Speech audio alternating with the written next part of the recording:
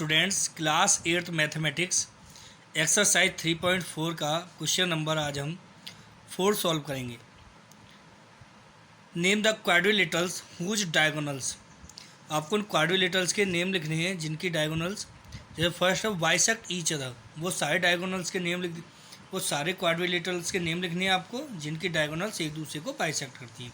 Bisect का mean होता है डिवाइड इन इक्वल पार्ट्स। लिखते हैं कौन कौन से ऐसे क्वाड्रिलेटरल्स होते हैं। तो फर्स्ट पार्ट में लिखना है if diagonals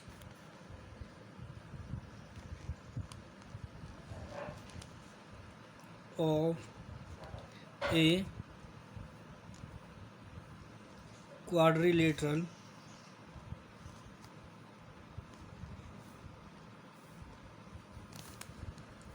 bisects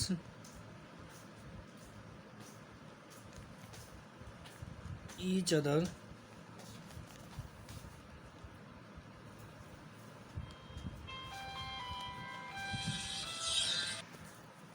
then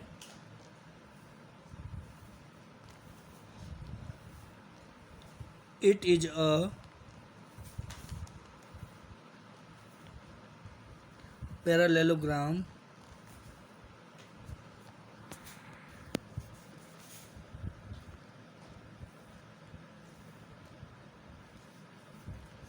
rhombus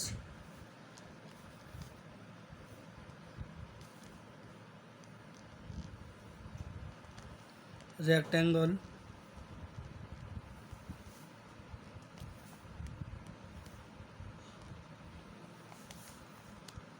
और square.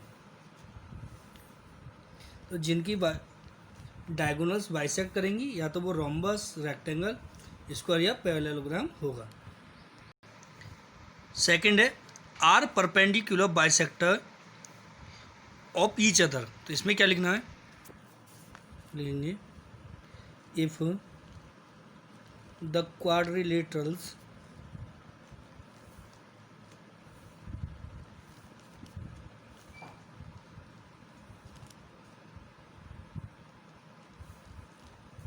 have perpendicular bisector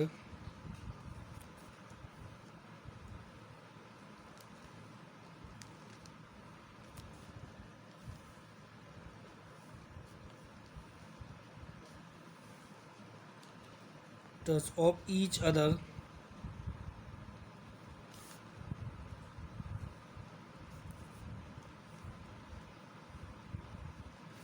then it is a square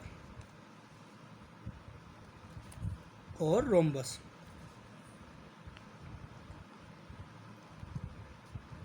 तो आपको ये समझना है कि अगर इसके बाइसेक्टर जो हैं एक दूसरे को परपेंडिकुलर हैं तो वो या तो रोम्बस होगा या स्क्वायर होगा, क्योंकि स्क्वायर और रोम्बस में ही परपेंडिकुलरली बाइसेक्ट वो करते हैं। थर्ड पार्ट है इसका आर इक्वल, इसकी डायगोनल्स अगर इक्वल हैं किसी क्वाड्रिलेटरल की तो वो कौन कौन से क्वाड्रिलेटरल्स होते हैं इसमें लिखना है। इसमें लिखेंगे if the diagonals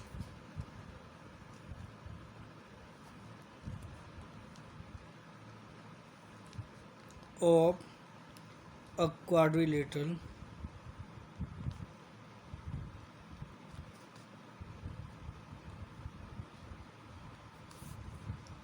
are equal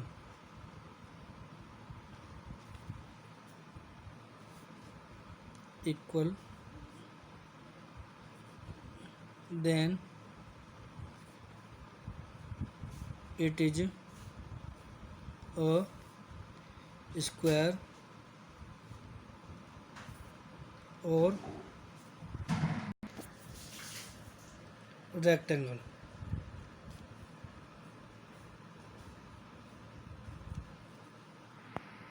अब क्वेश्चन 5 सॉल्व करेंगे। क्वेश्चन नंबर 5 है explain why are rectangle is a convex quadrilateral.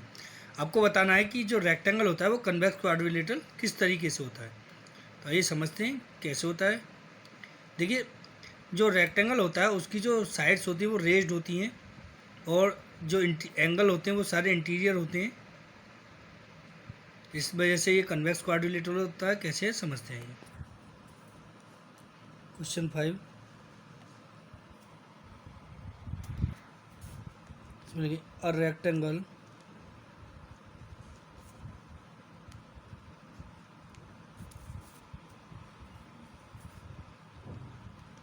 is a convex quadrilateral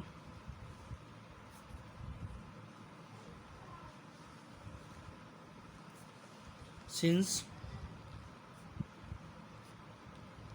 its vertex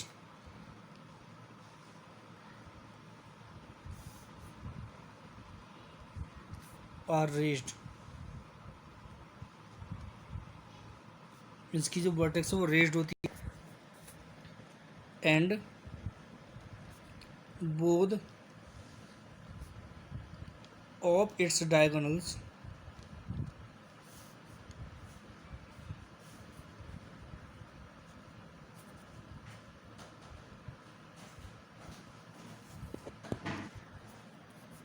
lie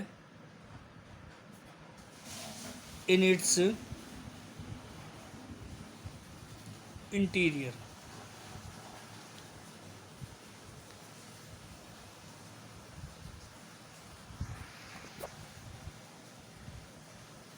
ये ओ है इंटीरियर, ठीक है।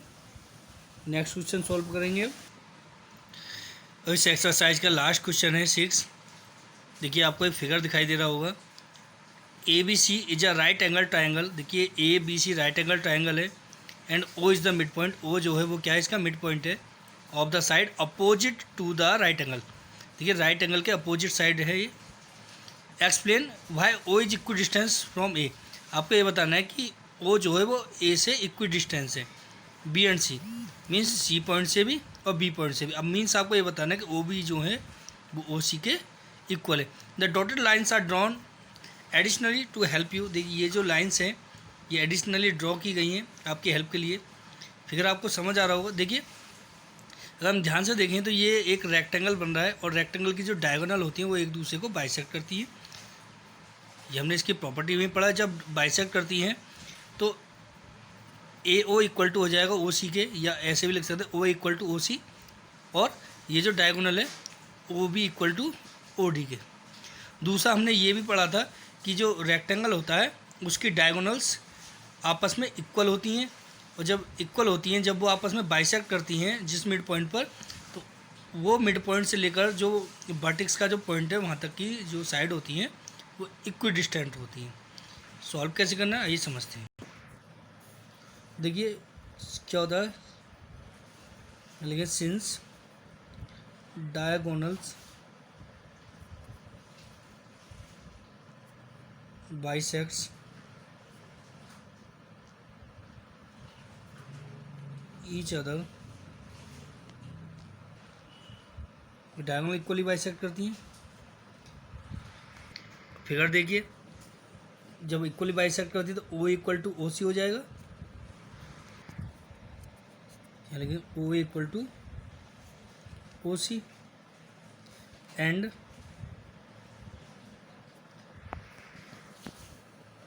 O B equal to O D हो जाएगा। और लिखेंगे O B equal to O D. Question में कहा था explain why O is equal distance from A B and C. तो ये ए बी एंड सी से किस तरीके से इक्वल डिस्टेंस है, लिखेंगे देयर फोर। देखिए, इसकी जो रेक्टेंगुलर जो फिगर होता है उसकी जो डायगोनल्स होती हैं वो मेजरमेंट में इक्वल होती हैं। तो हम लिख देंगे therefore O A is equal to O C is equal to O B is equal to O D. तो यही इसका सॉल्यूशन था। इसी के साथ ही एक्सरसाइज आपकी कंप्लीट होती है। इससे क्लास में बस इतना ही, बाकी नेक्स्ट क्वेश्चन आपको नेक्स्ट क्लास में कराएंगे।